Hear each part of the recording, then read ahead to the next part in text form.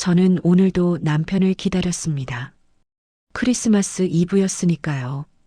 30년을 함께 산 사람이니까요. 테이블 위에는 김치찜이 김을 피워 올리고 있었습니다. 남편이 좋아하는 된장찌개도 준비했습니다. 창밖으로는 눈이 내리고 있었습니다. 그런데 남편 최기석은 현관문을 열자마자 패딩도 벗지 않은 채 말했습니다. 선영아, 우리 여기까지만 하고 이혼하자. 화면 터치 2번의 좋아요와 댓글, 구독은 아름다운 사연을 만들어 가는데 큰 힘이 됩니다. 사연 시작되기 전에 지금 부탁드립니다. 순간 귀가 먹먹해졌습니다. 지금 뭐라고 한 거지? 나 다른 사람이 생겼어.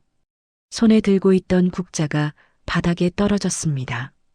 쿵 소리가 방 안가득 울렸습니다. 무슨 소리야, 당신 지금. 최기석은 가방을 소파에 던지며 말했습니다. 필라테스 강사야, 49살이야. 젊고 예쁘고 나한테 잘해줘. 가슴에 칼이 꽂히는 것 같았습니다. 너랑 있으면 내가 늙어지는 기분이야. 맨날 똑같은 반찬에 똑같은 잔소리. 분노가 아니라 모욕감이었습니다. 30년을 함께 살면서 2아이를 키우고 시부모님 병수발까지 든 세월이 한순간에 무너졌습니다. 당신, 그게 사람이 할 소리야. 내가 뭘 잘못했는데. 최기석은 냉장고에서 물을 꺼내 마시며 말했습니다. 잘못한 건 없어. 그냥 지겨워. 너 보면 내 인생이 이게 다인가 싶어. 저는 다리에 힘이 풀렸습니다. 테이블을 붙잡고 겨우 서 있었습니다. 이혼 서류는 내일 보낼게. 협의 이혼으로 하자. 재산은 반반으로 나누고. 재산이라고 했어. 당신? 최기석은 비웃듯이 말했습니다. 아파트 팔면 4억 정도 나와. 반씩 나누면 되잖아. 아, 이 사람 진짜구나. 다 계산하고 온 거야. 그리고 방으로 들어가 짐을 싸기 시작했습니다. 저는 그 자리에 서서 떨고 있었습니다. 30년이 이렇게 끝나는 거야. 김치찜에서 나는 김이 점점 식어갔습니다. 남편은 커다란 캐리어를 끌고 나왔습니다. 캐리어 안에는 옷뿐만 아니라 통장과 서류까지 들어있는 게 보였습니다. 미안해. 그냥 이렇게 사는 게 우리 둘 다 힘들잖아. 저는 남편의 팔을 붙잡았습니다. 당신, 제발 다시 생각해봐. 우리 애들은 어떡하고. 최기석은 제 손을 뿌리쳤습니다. 애들 다 컸어. 이제 우리 인생 살아야지. 현관문이 쾅 닫혔습니다. 저는 그제야 주저앉았습니다. 눈물이 나오지 않았습니다. 그냥 텅 빈 기분이었습니다. 아니, 눈물조차 나오지 않을 만큼 온몸이 얼어붙었습니다. 시계를 보니 저녁 7시였습니다. 밖에서는 크리스마스 캐럴이 들려왔습니다. 저는 천천히 일어나 거실을 둘러보았습니다. 벽에 걸린 가족 사진이 보였습니다. 20대에 찍은 결혼 사진, 아이들 돌잔치 사진, 가족여행 사진. 이게 다 거짓이었어. 다 의미 없었던 거야. 갑자기 숨이 막혔습니다. 이 집에 있으면 미칠 것 같았습니다. 저는 코트를 집어들고 현관문을 열었습니다. 어디 가세요? 옆집 아줌마가 쓰레기를 버리러 나오다가 물었습니다. 잠깐 산책 좀. 이 밤에요. 조심하세요. 칼바람이 얼굴을 때렸지만 아무것도 느껴지지 않았습니다. 그냥 걸었습니다. 동네를 지나 큰 길로 나왔습니다. 사람들은 연인과 손을 잡고 웃으며 걸어가고 있었습니다. 크리스마스 장식이 화려하게 빛났습니다. 행복한 사람들의 웃음소리가 귓가에 아프게 들렸습니다.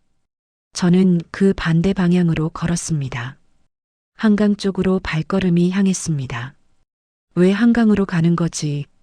스스로도 알 수 없었습니다. 그냥 발이 가는 대로 걸었습니다. 얼마나 걸었을까요? 발이 시렸습니다. 손도 꽁꽁 얼어붙었습니다. 하지만 멈출 수가 없었습니다. 추위보다 가슴속 고통이 더 컸습니다. 한강 둔치에 도착했을 때는 밤 9시가 넘어 있었습니다. 주변은 어두웠고 바람만 거세게 불었습니다. 강물은 검게 흘러가고 있었습니다. 저는 난간에 기대섰습니다.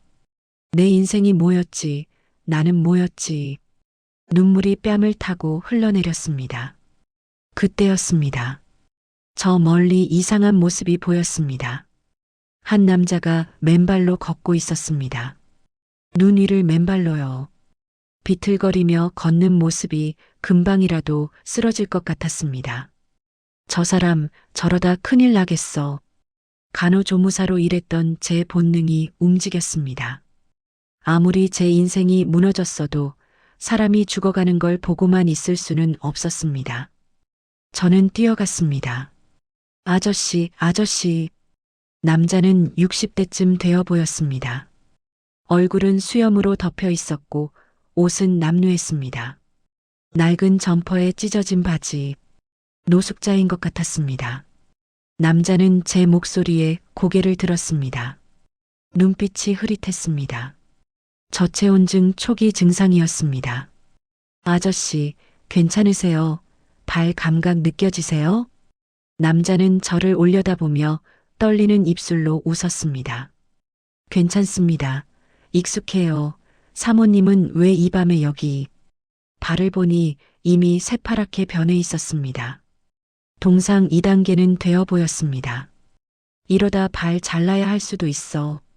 저는 주저없이 제 털 부츠를 벗었습니다. 이거 신으세요, 빨리요. 남자가 놀란 표정으로 고개를 저었습니다. 아니 됩니다. 그럼 사모님이 추우실 텐데. 괜찮아요. 전 양말도 두껍게 신고 집도 가까워요. 빨리 신으세요. 정말 안 됩니다. 이렇게 귀한 신발을. 남자의 목소리가 떨렸습니다. 저는 무릎을 꿇고 앉았습니다.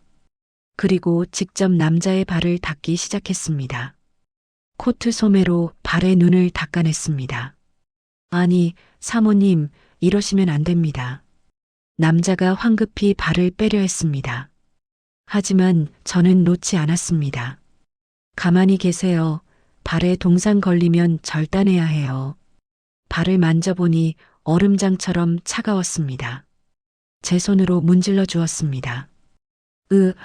따뜻합니다. 남자의 목소리가 잠겼습니다. 언제부터 맨발이셨어요? 오늘 아침부터요. 신발이 찢어져서 버렸습니다.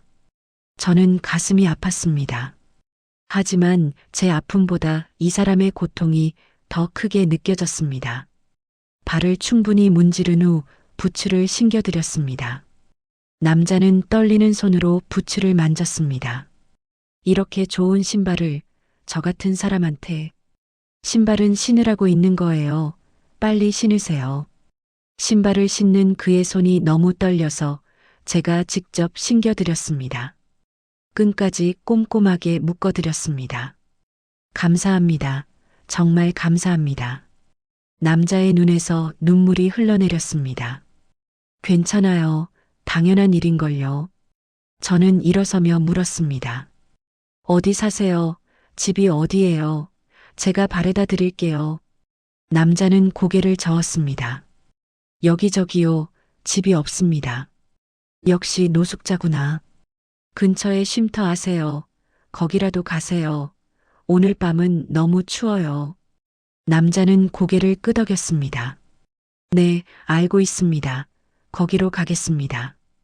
그리고 잠시 저를 바라보더니 조심스럽게 물었습니다. 사모님 실례지만 많이 우셨네요. 무슨 일 있으셨습니까? 저는 깜짝 놀랐습니다. 제가 울었다는 걸 어떻게 알았을까요? 괜찮아요. 괜찮으신 것 같지 않은데요. 남자의 눈빛이 따뜻했습니다.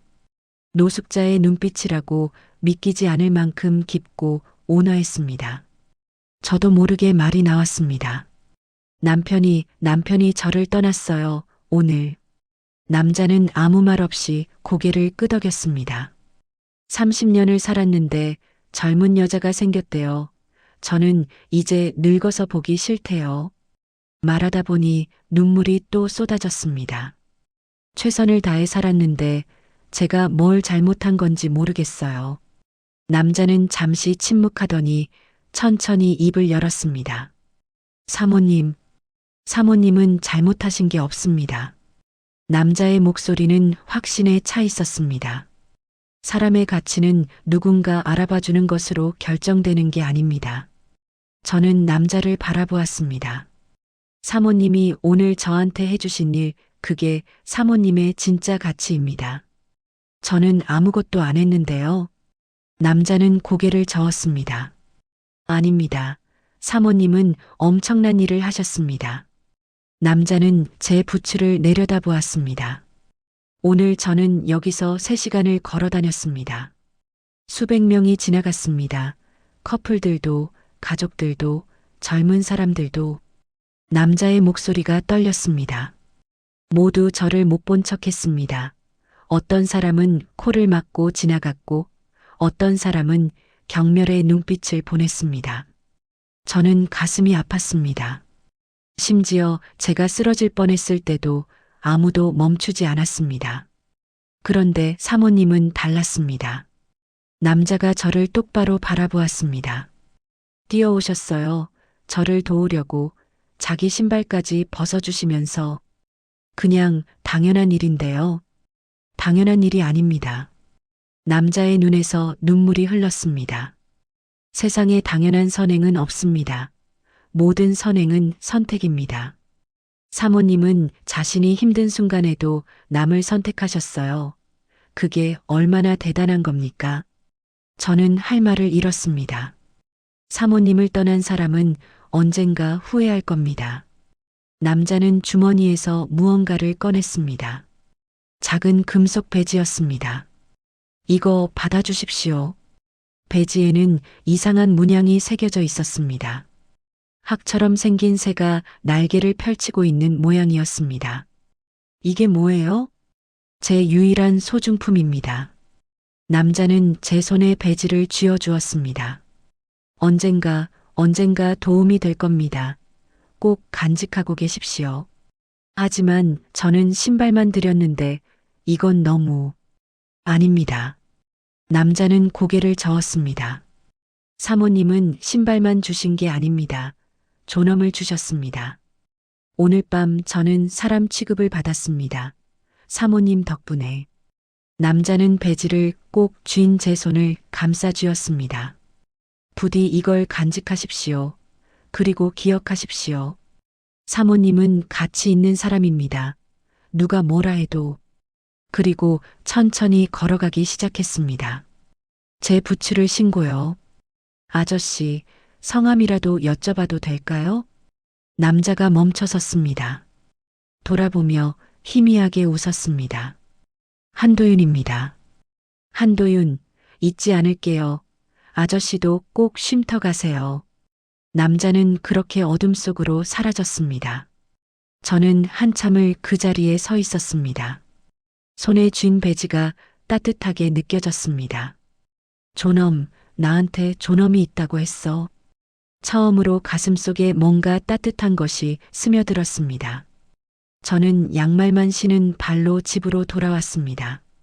발이 시려서 감각이 없었습니다. 하지만 마음은 이상하게 편안했습니다. 집에 들어와 따뜻한 물에 발을 담그고 있는데 휴대폰이 울렸습니다. 최기석이었습니다. 짐 정리하러 내일 갈게 있어. 통화가 끊어졌습니다. 저는 손에 쥐고 있던 금속 배지를 내려다보았습니다. 항문양이 희미한 불빛에 반짝였습니다. 이게 대체 뭘까? 왜 이렇게 소중하다고 했을까? 그날 밤 잠을 이룰 수 없었습니다. 남편 생각도 났고 한강의 그 남자 생각도 났습니다. 한도윤. 그 이름이 자꾸 머릿속을 맴돌았습니다. 노숙자 치고는 말투가 너무 고상했습니다. 눈빛도 예사롭지 않았습니다. 아니야, 그냥 교양 있는 분이었겠지. 새벽 5시까지 뒤척이다가 겨우 잠이 들었습니다. 이틀이 지났습니다. 토요일 오후였습니다. 저는 거실에서 멍하니 텔레비전을 보고 있었습니다. 아무 생각도 하기 싫었습니다. 그냥 시간이 흘러가기만을 기다렸습니다. 그때였습니다. 집 밖에서 이상한 소리가 들렸습니다. 부웅. 낮고 무거운 엔진 소리였습니다. 한 대가 아니었습니다. 여러 대였습니다. 베란다로 나가보니 깜짝 놀랐습니다. 검은색 제네시스 7대가 아파트 앞에 줄지어 서 있었습니다. 번호판도 특이했습니다. 평소에 보지 못했던 연두색의 번호판이었습니다. 무슨 일이지? 누가 온 거야? 혹시 조폭? 동네 사람들이 창문으로 내다보고 있었습니다. 차에서 검은 양복을 입은 사람들이 내렸습니다. 초인종이 울렸습니다. 저는 떨리는 손으로 인터폰을 눌렀습니다. 누구세요? 박선영님 댁 맞으십니까? 남자의 정중한 목소리였습니다. 네, 그런데요. 회장님께서 방문하셨습니다. 회장님? 문을 열었습니다. 그리고 저는 그 자리에서 얼어붙었습니다. 한강에서 만났던 그 남자가 서 있었습니다. 하지만 완전히 다른 모습이었습니다. 깔끔한 맞춤 정장에 단정한 머리, 수염은 말끔히 정리되어 있었고 구두는 반짝거렸습니다. 뒤에는 검은 양복을 입은 사람들이 줄지어 서 있었습니다. 모두 고개를 숙이고 있었습니다. 선영 씨. 남자가 공손하게 고개를 숙였습니다. 그날은 정말 감사했습니다. 저는 입이 떡 벌어졌습니다. 말이 나오지 않았습니다. 정식으로 인사드립니다. 저는 한도윤입니다. 남자가 명함을 건넸습니다. 명함을 받아보는 순간 손이 떨렸습니다. 한도그룹 회장 한도윤. 세상이 멈춘 것 같았습니다. 회장, 한도그룹, 그 한도그룹? 한도그룹은 건설과 유통을 하는 대기업이었습니다. 재계 순위 10위 안에 드는 회사였습니다. 뉴스에서 몇 번 본 적이 있었습니다. 잠깐만요. 지금 뭐라고 하신 거예요? 회장님이라고요? 한도윤은 부드럽게 웃으며 말했습니다. 네, 한도그룹 회장입니다. 들어가서 말씀드려도 될까요? 저는 황급히 문을 열었습니다. 뒤에 선 사람들이 일제히 고개를 숙였습니다. 실례하겠습니다. 최기석의 얼굴이 굳어졌습니다. 한도그룹, 그 한도그룹. 그는 테이블 위에 서류를 보았습니다. 재단이사 제안서가 펼쳐져 있었습니다. 최기석의 표정이 일그러졌습니다. 당신 지금 뭐 하는 거야? 한도윤 회장이 일어서며 말했습니다. 실례가 될 것 같으니 이만 가보겠습니다. 선영 씨 천천히 생각해 보시고 연락 주십시오. 비서가 명함을 놓고 나갔습니다. 현관문이 닫히자 최기석이 소리쳤습니다. 야, 이게 뭐야? 너 남자 만나고 있었어? 저는 어이가 없었습니다. 당신이 나간 지 이틀밖에 안 됐는데 무슨 소리야? 그럼 저 사람은 뭐야? 왜 여기 있는 거야? 최기석은 테이블에 서류를 집어들었습니다. 읽더니 비웃듯이 말했습니다. 재단이사, 너를 58세 아줌마를 이사로 뽑겠다고. 이거 사기야 사기. 그 말에 가슴이 철렁 내려앉았습니다. 그럴 수도 있겠네. 나 같은 사람을. 최기석은 소파에 앉으며 말했습니다. 선영아, 현실을 봐. 내가 뭘 할 수 있는데 컴퓨터도 제대로 못 다루잖아. 맞는 말이었습니다. 저는 스마트폰도 겨우 쓸 줄 알았습니다. 그리고 말이야, 나 그 여자랑 헤어졌어. 뭐라고? 최기석은 꽃다발을 제게 내밀었습니다. 미안해, 내가 정신이 나갔었어. 다시 시작하자. 저는 꽃다발을 받지 않았습니다. 왜 헤어진 건데? 최기석이 머뭇거렸습니다.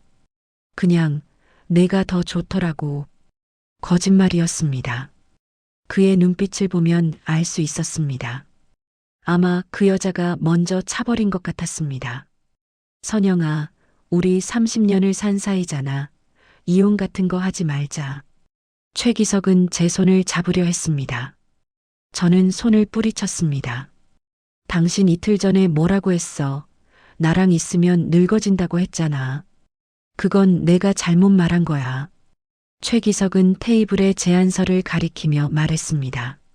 저런 거에 속지 마. 세상에 공짜는 없어. 저 사람 너한테 뭘 바라는 거겠어. 그 말이 제 머릿속을 어지럽혔습니다. 그럴 수도 있어.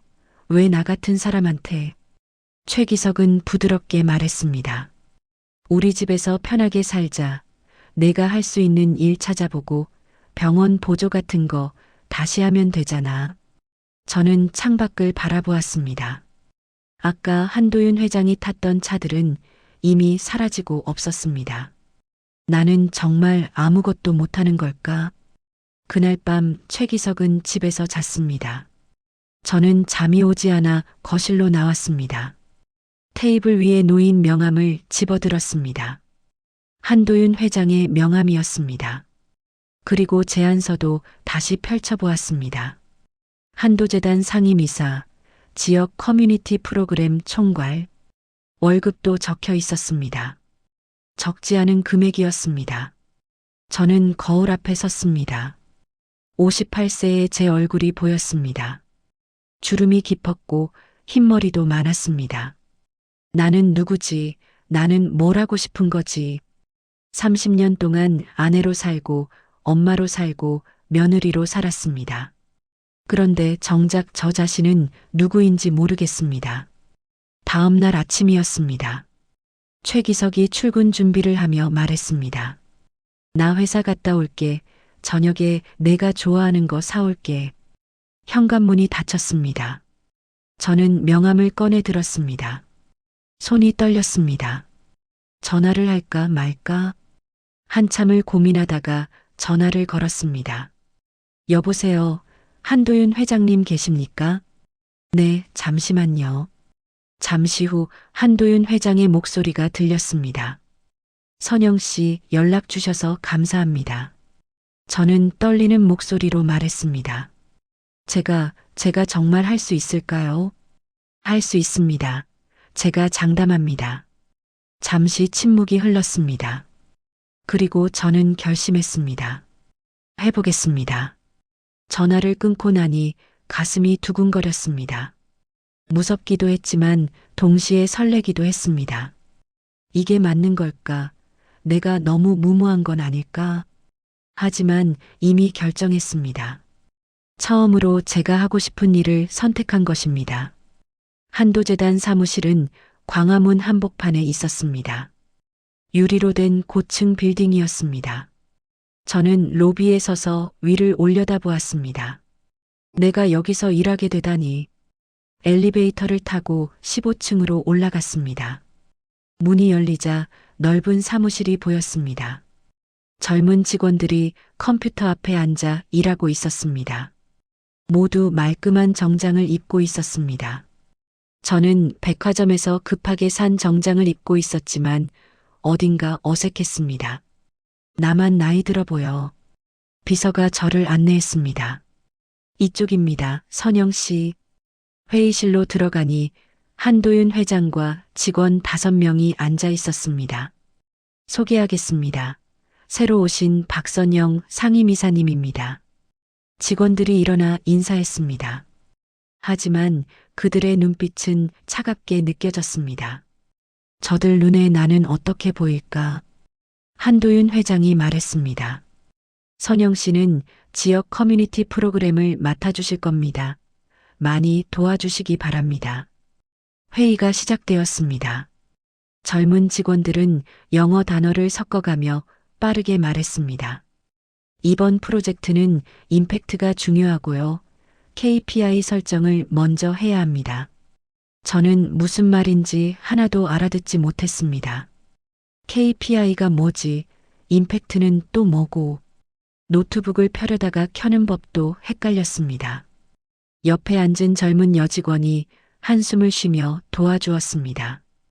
여기 누르시면 돼요. 아, 고마워요. 회의가 끝나고 저는 제 자리로 갔습니다.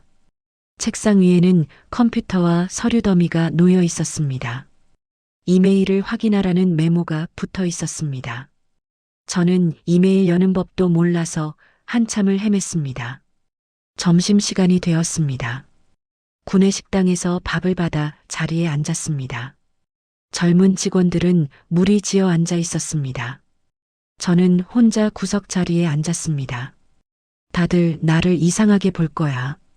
밥을 먹는데 옆 테이블에서 목소리가 들렸습니다. 근데 그 새로운 이사님 뭐야? 나이가 몇이야? 50대 후반이래. 경력도 없대. 진짜 어떻게 이사가 된 거야? 회장님이랑 뭔가 있는 거 아니야? 안 그러면 말이 안 되잖아. 숟가락을 쥔 손이 떨렸습니다. 회장님이랑 뭔가 있다고. 가슴이 답답했습니다. 밥이 목으로 넘어가지 않았습니다. 저는 식판을 들고 자리에서 일어났습니다. 화장실로 가서 찬물로 얼굴을 씻었습니다. 거울 속 제 얼굴은 창백했습니다. 내가 뭘 잘못한 거지. 그냥 일하러 온 건데. 사무실로 돌아와 컴퓨터 앞에 앉았습니다. 이메일이 20통 넘게 와 있었습니다.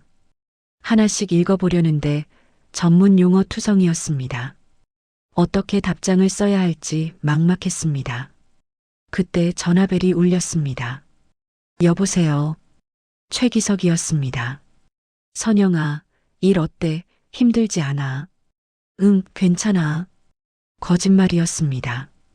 그만두고 싶으면 언제든 그만둬. 무리하지 마. 최기석의 목소리에는 묘한 기대감이 섞여 있었습니다. 나한테 다시 돌아오길 바라는 거야.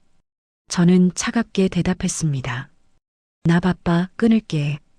전화를 끊고 한숨을 쉬었습니다. 일주일이 지났습니다. 매일 아침 출근하는 게 두려웠습니다. 직원들의 차가운 시선을 느꼈습니다. 복도에서 마주치면 인사는 하지만 눈을 마주치지 않았습니다. 회의 시간에는 제 의견을 말하기가 무서웠습니다. 한 번은 용기를 내서 말했습니다. 제 생각에는 어르신들이 직접 참여할 수 있는 프로그램이 좋을 것 같아요. 젊은 남자 직원이 비웃듯이 말했습니다. 이사님, 요즘은 온라인 중심으로 가야죠. 오프라인은 효율이 떨어집니다. 다른 직원들도 고개를 끄덕였습니다. 저는 입을 다물었습니다. 역시 나는 여기 어울리지 않아. 어느 날 퇴근 후 화장실에서 울고 있었습니다. 그때 누군가 들어왔습니다. 재단 전무 김미숙이었습니다. 40대 중반의 날카로운 인상을 가진 여자였습니다. 박 이사님, 괜찮으세요? 저는 얼른 눈물을 닦았습니다. 네, 괜찮습니다. 김미숙 전무는 거울을 보며 립스틱을 고쳤습니다. 솔직히 말씀드릴게요. 여기 직원들 다 불만이에요. 가슴이 철렁했습니다. 왜 경력도 없는 분이 갑자기 이사로 오셨는지 이해가 안 된대요. 김미숙 전무는 저를 똑바로 바라보며 말했습니다. 회장님이랑 어떤 관계신지는 모르겠지만 여기는 일하는 곳이에요. 실력으로 증명하셔야죠. 그리고 나가버렸습니다. 저는 그 자리에 주저앉았습니다. 그래, 맞는 말이야. 나한테 실력이 없잖아. 집으로 돌아오는 길이 너무 멀게 느껴졌습니다. 현관문을 열고 들어갔습니다. 최기석이 소파에 앉아 텔레비전을 보고 있었습니다. 왔어, 힘들었지. 저는 대답하지 않고 방으로 들어갔습니다. 침대에 누워 천장을 바라보았습니다. 이대로 포기해야 하나? 그때 휴대폰이 울렸습니다. 한도윤 회장이었습니다. 선영 씨, 내일 오전에 잠깐 시간 되십니까? 네, 괜찮습니다. 회의실로 와주시겠어요? 드릴 말씀이 있습니다. 전화를 끊고 나니 불안했습니다. 혹시 그만두라는 말을 하려는 건 아니겠지. 잠을 설쳤습니다. 다음 날 아침 회의실로 갔습니다. 한도윤 회장과 김미숙 전무가 앉아 있었습니다. 앉으세요. 저는 긴장한 채로 앉았습니다. 김미숙 전무가 서류를 꺼내며 말했습니다. 회장님, 말씀드렸다시피 이번 프로젝트는 전문성이 중요합니다. 그리고 저를 보며 말했습니다. 박 이사님께서 맡으시기엔 무리가 있을 것 같습니다. 경험 있는 분으로 교체하는 게 어떻겠습니까? 심장이 쿵쿵 뛰었습니다. 드디어 쫓겨나는구나. 한도윤 회장은 아무 말 없이 서류를 보고 있었습니다. 침묵이 흘렀습니다. 저는 손을 꽉 쥐었습니다. 제발, 제발 기회를 주세요. 하지만 입 밖으로 말이 나오지 않았습니다. 김미숙 전무가 다시 말했습니다. 회장님, 결정해 주셔야 합니다. 한도윤 회장이 천천히 고개를 들었습니다. 그의 눈빛을 읽을 수 없었습니다. 한도윤 회장이 입을 열었습니다. 김 전무님 말씀도 일리가 있습니다. 제 가슴이 철렁 내려앉았습니다. 역시 안 되는구나. 김미숙 전무의 입꼬리가 살짝 올라갔습니다. 그때 한도윤 회장이 계속 말했습니다. 하지만 전문성이 전부는 아닙니다. 그날 한강에서 맨발의 노숙자에게 자기 신발을 벗어줄 사람을 찾는 게 더 어렵습니다. 회의실이 조용해졌습니다. 박 이사님은 그 마음을 가지고 계십니다.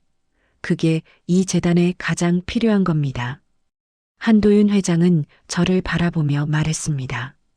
한 달만 기회를 드리겠습니다. 선영 씨가 직접 프로그램 하나를 만들어 보십시오. 네, 감사합니다. 목소리가 떨렸습니다.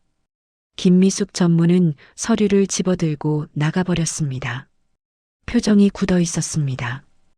회의실에 저와 한도윤 회장만 남았습니다. 선영 씨, 사람들 눈치 보지 마세요. 선영 씨가 할 수 있는 일을 하시면 됩니다. 제가 정말 할 수 있을까요? 한도윤 회장은 부드럽게 웃었습니다. 그날 한강에서 저한테 하셨던 것처럼 하시면 됩니다. 저는 고개를 끄덕였습니다.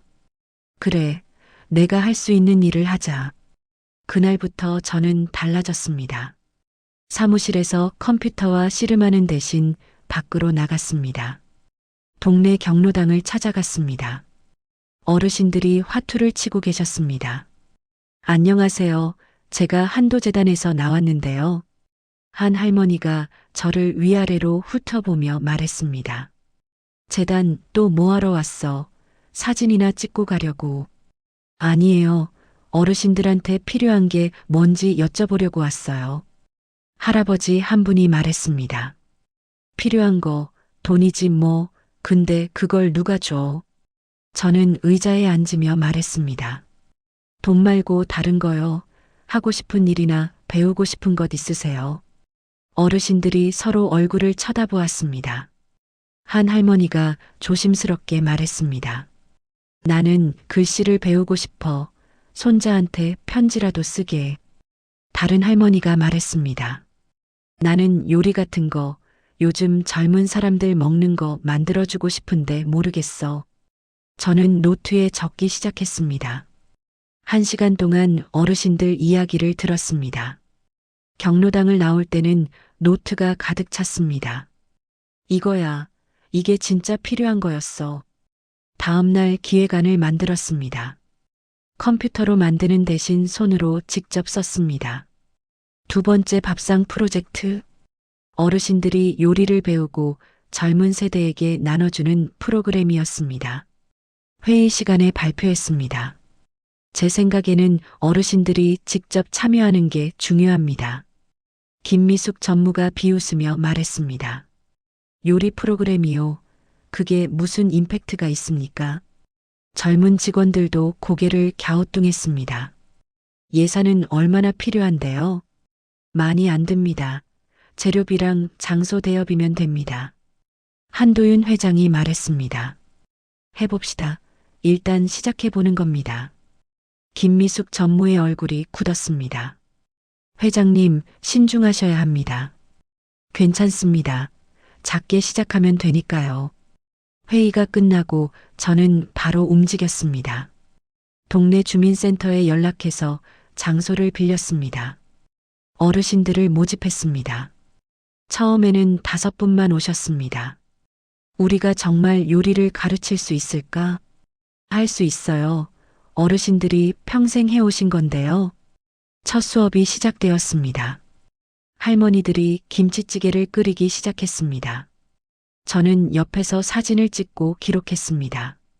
이게 진짜 일 같아. 사무실에서 컴퓨터만 보는 것보다. 한 달 후 프로그램이 입소문을 탔습니다.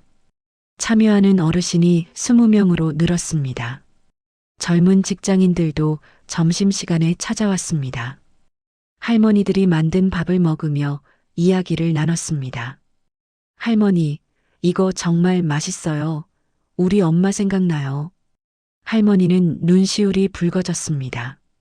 그래, 많이 먹어라. 저는 그 모습을 보며 가슴이 벅찼습니다. 이거였어. 이게 내가 하고 싶었던 일이야. 어느 날 재단에서 보고 회의가 있었습니다. 한도윤 회장 앞에서 결과를 발표했습니다. 참여 어르신 20명, 이용자 100명 넘게 늘었습니다. 직원들이 박수를 쳤습니다. 김미숙 전무는 표정이 없었습니다. 한도윤 회장이 말했습니다. 잘하셨습니다. 이제 규모를 키워봅시다. 저는 기뻐서 어쩔 줄 몰랐습니다. 회의가 끝나고 복도를 걷는데 뒤에서 목소리가 들렸습니다. 박 이사님. 돌아보니 김미숙 전무였습니다. 네, 전무님. 김미숙 전무는 차갑게 웃으며 말했습니다. 축하드려요. 운이 좋으시네요. 감사합니다. 그런데 말이에요. 김미숙 전무가 한 걸음 다가왔습니다. 회장님이 왜 이사님한테 이렇게 신경 쓰는지 아세요? 가슴이 철렁했습니다. 무슨 말씀이신지. 사람들이 다 수군거려요. 회장님 애인 아니냐고요. 그건 오해예요. 김미숙 전무는 코웃음을 쳤습니다. 오해든 아니든 소문은 이미 났어요. 조심하세요. 그리고 가버렸습니다. 저는 그 자리에 서서 떨고 있었습니다. 애인, 나를 그렇게 생각하는 거야. 집으로 돌아오는 길에 휴대폰이 울렸습니다. 모르는 번호였습니다. 여보세요. 선영아, 나야. 최기석의 목소리가 아니었습니다. 누구세요? 나 민수야, 오빠. 동생이었습니다. 10년 넘게 연락이 끊겼던 동생 최민수였습니다. 민수야, 왜 갑자기? 누나 요즘 재단에서 일한다며 돈 많이 받지. 가슴이 답답해졌습니다. 무슨 일인데? 나 사업 망해서 빚이 좀 있어. 3천만 원만 빌려줘. 또 돈이야. 예전에도 동생은 몇 번이나 돈을 빌려갔습니다. 한 번도 갚은 적이 없었습니다. 민수야, 나도 여유 없어. 거짓말하지 마. 재단 이사면 연봉 얼마야. 좀 도와줘. 누나, 제발 나 진짜 죽을 것 같아. 동생의 목소리가 떨렸습니다. 저는 한숨을 쉬었습니다. 생각해 볼게. 전화를 끊고 현관문을 열었습니다. 최기석이 소파에 앉아 있었습니다. 표정이 어두웠습니다. 당신 오늘 회사에서 뭐 들었어? 무슨 소리야? 최기석이 휴대폰을 보여주었습니다. 인터넷 기사였습니다. 한도그룹 회장, 50대 여성과 미래 포착. 사진도 함께 실려 있었습니다. 한도윤 회장과 제가 식당에서 이야기하는 모습이었습니다. 그건 프로젝트 회의였는데 완전히 다르게 보도된 것이었습니다. 이게 뭐야? 설명 좀 해봐. 최기석의 목소리가 커졌습니다. 이건 오해야. 회의하는 거였어. 회의를 왜 둘이서만 해? 다른 직원들은. 저는 말문이 막혔습니다. 그날은 급하게 일정이 잡혀서 둘이서만 만난 것이었습니다. 믿어줘. 정말 아무것도 아니야. 최기석은 휴대폰을 집어던졌습니다. 내가 바보로 보여. 온 동네 사람들이 다 수군거려. 그리고 나가버렸습니다. 저는 소파에 주저앉았습니다. 휴대폰을 집어들고 기사를 다시 읽었습니다. 댓글이 수백 개 달려 있었습니다. 악플이 대부분이었습니다. 나이 차이 봐라. 저게 사랑이냐? 돈 때문에 붙은 거지. 눈물이 흘러내렸습니다. 내가 뭘 잘못한 거지. 그날 밤 잠을 이룰 수 없었습니다. 새벽 5시에 일어나 재단으로 출근했습니다. 아무도 없는 사무실이 너무 조용했습니다. 책상에 앉아 사표를 쓰기 시작했습니다. 이렇게 끝나는구나. 펜을 쥔 손이 떨렸습니다. 그때 사무실 문이 열렸습니다. 한도윤 회장이었습니다. 선영 씨, 이렇게 일찍 왜 나오셨어요? 저는 얼른 사표를 숨겼습니다. 그냥 일이 밀려서요. 한도윤 회장은 제 얼굴을 보더니 의자를 당겨 앉았습니다. 기사 봤습니다. 저는 고개를 숙였습니다. 죄송합니다. 제 때문에 회장님까지. 아니에요. 제가 조심했어야 하는데. 한도윤 회장은 한숨을 쉬었습니다. 사실은 이럴 줄 알았습니다. 사람들 입방아에 오를 거라는 걸. 그런데 왜 저를 뽑으신 거예요? 한도윤 회장은 잠시 창밖을 바라보다가 말했습니다. 제 아내 이야기를 해도 될까요? 저는 고개를 끄덕였습니다. 아내는 간호사였습니다. 대학병원에서 20년을 일했죠. 한도윤 회장의 목소리가 떨렸습니다. 암 진단을 받았을 때 아내가 제일 걱정한 건 자기 환자들이었어요. 자기가 없으면 누가 돌볼까 걱정했죠. 저는 가슴이 뭉클해졌습니다. 돌아가시기 전에 제 손을 잡고 말했습니다. 여보, 나는 사람 돕는 일이 제일 행복했어요. 한도윤 회장이 저를 바라보았습니다. 그래서 재단을 만들었습니다. 아내처럼 사람을 진심으로 아끼는 사람들과 일하고 싶었어요. 저는 그런 사람이 아닌데요. 아니에요. 그날 한강에서 보았습니다. 선영 씨 안에 그 마음이 있다는 걸. 한도윤 회장은 일어서며 말했습니다. 사람들이 뭐라고 하든 상관없어요. 선영 씨가 하는 일이 옳다면 계속하세요. 그리고 나가버렸습니다. 저는 책상 서랍에 숨겨둔 사표를 꺼냈습니다. 그리고 찢어버렸습니다. 그래, 한 번 더 해보자. 그날 오후 긴급 이사회가 열렸습니다. 김미숙 전무가 주도했습니다. 회장님, 이번 기사건으로 재단 이미지에 타격이 있습니다. 다른 이사들도 고개를 끄덕였습니다. 박선영 이사를 잠시 휴직시키는 게 어떻겠습니까? 제 심장이 쿵쾅거렸습니다. 한도윤 회장은 아무 말이 없었습니다. 김미숙 전무가 서류를 펼쳤습니다. 그리고 박 이사의 2번째 밥상 프로젝트도 문제가 있습니다. 무슨 문제인데요? 제가 물었습니다. 예산을 제대로 보고하지 않았고 절차도 무시했습니다. 그건 급하게 진행되어서. 김미숙 전무가 차갑게 웃었습니다. 급하다고 규정을 어겨도 됩니까? 이건 명백한 직무유기입니다. 저는 할 말을 잃었습니다. 실제로 저는 행정 절차를 잘 몰라서 실수한 부분이 있었습니다. 역시 나는 안 되는구나. 그때 회의실 문이 열렸습니다. 젊은 여자가 들어왔습니다. 30대 초반쯤 되어 보였습니다. 실례합니다. 저는 시민단체 공정사회연대 김하은입니다. 김미숙 전무가 인상을 찌푸렸습니다. 지금 회의 중인데요. 김하은은 서류 뭉치를 테이블에 올려놓았습니다. 한도재단 내부 비리 제보를 받았습니다. 회의실이 술렁거렸습니다. 김미숙 전무께서 지난 2년간 재단 예산을 횡령했다는 증거입니다. 김미숙 전무의 얼굴이 창백해졌습니다. 무슨 헛소리야. 김하은은 침착하게 말했습니다. 허위 업체를 만들어 계약하고 리베이트를 받았습니다. 총액 3억 원 규모입니다. 한도윤 회장이 서류를 집어들었습니다. 얼굴이 굳어졌습니다.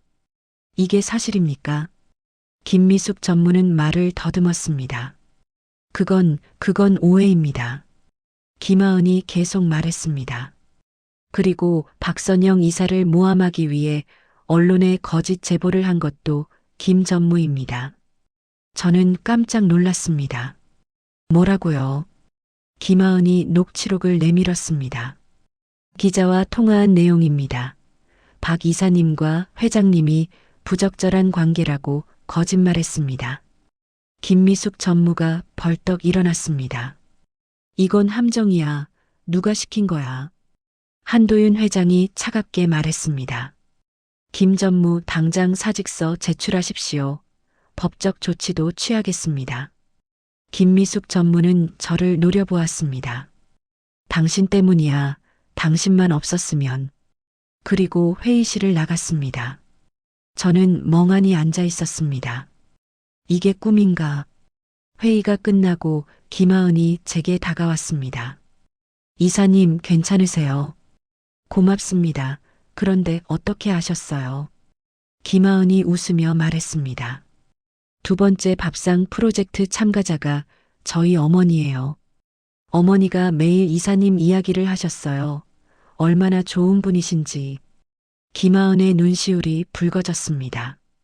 어머니가 우울증으로 힘들어 하셨는데 이 프로그램 하시면서 완전히 달라지셨어요. 저는 가슴이 벅찼습니다. 그래서 이사님을 도와드리고 싶었어요. 제보가 들어왔을 때 바로 조사했습니다. 저는 김하은의 손을 잡았습니다. 정말 고맙습니다. 다음 날 아침 정정 기사가 났습니다. 한도재단 횡령 사건, 내부 고발로 진실 밝혀져. 댓글도 바뀌었습니다. 박선영 이사님 고생하셨어요. 좋은 일 하시는 분인데 억울하셨겠어요. 재단 직원들도 태도가 달라졌습니다. 복도에서 마주치면 먼저 인사했습니다. 이사님, 그동안 오해해서 죄송했습니다. 젊은 여직원이 사과했습니다. 괜찮아요. 저도 서툴렀으니까요. 점심시간에 직원들이 제게 다가왔습니다. 이사님, 같이 밥 먹어요. 저는 그들과 함께 구내식당으로 갔습니다. 밥을 먹으며 이야기를 나눴습니다. 이사님, 두 번째 밥상 프로젝트 정말 좋던데요. 저도 참여하고 싶어요. 저도요. 우리 할머니한테 권해드리고 싶어요. 저는 웃으며 대답했습니다. 좋아요, 함께해요. 퇴근하고 집으로 돌아가는 길이었습니다. 현관문을 열자 최기석이 짐을 싸고 있었습니다. 뭐 하는 거야? 최기석은 저를 보지 않고 말했습니다. 나 나갈게, 미안해. 기사 잘못된 거 봤을 텐데. 알아, 그래도 나는 갈게. 최기석이 캐리어를 끌고 현관으로 향했습니다. 저는 그를 붙잡지 않았습니다. 행복하게 살아. 최기석은 돌아보지 않고 나갔습니다. 문이 닫혔습니다. 저는 소파에 앉았습니다. 눈물이 나올 줄 알았는데 나오지 않았습니다. 오히려 가슴이 편안해졌습니다. 이제 정말 나만의 인생이 시작되는구나. 휴대폰이 울렸습니다. 한도윤 회장이었습니다. 선영 씨, 축하 행사 준비 어떻게 되었습니까? 네, 잘 진행되고 있습니다. 다음 주 토요일이죠. 기대됩니다. 전화를 끊고 창밖을 바라보았습니다. 눈이 내리기 시작했습니다. 작년 크리스마스 이브가 떠올랐습니다. 한강에서 맨발의 남자를 만난 그날. 그날이 끝이 아니라 시작이었어. 저는 미소를 지었습니다. 토요일 아침이었습니다. 두 번째 밥상 프로젝트 축하 행사가 열리는 날이었습니다. 저는 일찍 행사장에 도착했습니다. 주민센터 강당은 사람들로 가득 찼습니다. 어르신들이 앞치마를 두르고 준비하고 계셨습니다.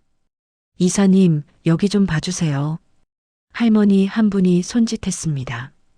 김치찌개를 끓이고 계셨습니다. 맛이 어때요? 저는 국물을 떠서 맛봤습니다. 완벽해요, 할머니. 할머니는 환하게 웃으셨습니다. 이 웃음을 보려고 여기까지 온 거야. 한도윤 회장이 도착했습니다. 선영 씨, 대단하네요. 이렇게 많은 분들이. 저 혼자 한 게 아니에요. 다 함께 한 겁니다. 행사가 시작되었습니다. 어르신들이 직접 만든 음식을 나눠주셨습니다. 젊은 사람들이 줄을 서서 기다렸습니다. 할아버지 한 분이 밥을 퍼주시며 말했습니다. 많이 먹어라. 우리 손자만큼 되네. 젊은 직장인이 눈시울을 붉혔습니다. 할아버지, 감사합니다. 저는 그 모습을 보며 가슴이 벅차올랐습니다. 행사 중간에 한도윤 회장이 무대에 올랐습니다. 오늘 이 자리를 만들어주신 박선영 이사님께 감사드립니다. 사람들이 박수를 쳤습니다. 박 이사님, 한 말씀 해주시겠습니까? 저는 당황했지만 무대로 올라갔습니다. 마이크를 잡은 손이 떨렸습니다. 저는 1년 전만 해도 아무것도 아니었습니다. 사람들이 조용히 귀 기울였습니다. 남편에게 버림받고 한강을 걷던 밤, 저는 제 인생이 끝났다고 생각했습니다. 목소리가 떨렸습니다. 그런데 그날 만난 한 분께 신발을 벗어드리면서 깨달았습니다. 내가 누군가에게 도움이 될 수 있다는 걸. 어르신 한 분이 고개를 끄덕이셨습니다. 여기 계신 어르신들도 마찬가지입니다. 나이가 들었다고 쓸모없는 게 아닙니다. 저는 어르신들을 바라보았습니다. 어르신들의 손길과 마음이 얼마나 귀한지 이 자리가 증명하고 있습니다. 박수 소리가 터져 나왔습니다. 저는 무대에서 내려왔습니다. 행사가 끝나고 정리를 하고 있었습니다. 그때 누군가 제 어깨를 툭 쳤습니다. 돌아보니 동생 최민수였습니다. 민수는 어색하게 웃었습니다. 누나, 기사 봤어. 대단하더라. 그냥 할 일 했을 뿐이야. 민수가 고개를 숙였습니다. 미안해. 지난번에 돈 빌려달라고 해서. 괜찮아. 나 이제 제대로 살려고 작은 식당 시작했어. 저는 민수의 어깨를 두드렸습니다. 잘됐다, 힘내. 해가 지고 있었습니다. 한도윤 회장과 저는 한강 둔치를 걸었습니다. 1년 전 그날 밤 제가 걸었던 바로 그 길이었습니다. 선영 씨, 앞으로 계획이 있으십니까? 이 프로그램을 더 많은 곳으로 확대하고 싶어요. 한도윤 회장이 웃으며 말했습니다. 저도 그 생각이었습니다. 함께 하겠습니까? 물론이죠. 우리는 걸음을 멈추고 강을 바라보았습니다. 선영 씨, 그날 밤 감사했습니다. 저야말로 감사해요. 회장님이 제게 기회를 주셨으니까요. 한도윤 회장이 조용히 말했습니다. 기회를 준 게 아닙니다. 선영 씨가 스스로 만드신 겁니다. 바람이 불어왔습니다. 차갑지만 상쾌한 바람이었습니다. 저는 눈을 감고 깊이 숨을 들이마셨습니다. 나는 다시 시작했어. 58세에. 집으로 돌아오는 길에 경로당 앞을 지나갔습니다. 불이 환하게 켜져 있었습니다. 어르신들이 웃으며 이야기하고 계셨습니다. 저는 잠시 멈춰서서 그 모습을 바라보았습니다. 이게 내가 하고 싶었던 일이야. 현관문을 열고 집에 들어갔습니다. 빈집이었지만 외롭지 않았습니다. 거울 앞에 섰습니다. 1년 전과 같은 얼굴이었습니다. 하지만 눈빛이 달라져 있었습니다. 그날 밤 저는 오랜만에 깊은 잠에 빠졌습니다. 악몽도 없었고 불안함도 없었습니다. 다음 날 아침 햇살이 방 안을 가득 채웠습니다. 저는 창문을 열었습니다. 새로운 하루가 시작되고 있었습니다. 인생은 언제든 다시 시작할 수 있습니다. 나이도 상처도 실패도 끝이 아닙니다. 한 걸음 내딛는 용기만 있다면 우리는 언제든 새로운 문을 열 수 있습니다. 그 문 너머에는 우리가 상상하지 못했던 인생이 기다리고 있을지도 모릅니다. 주인공과 당신을 응원하신다면 톡톡 화면 터치 2번의 좋아요와 댓글, 구독 부탁드립니다.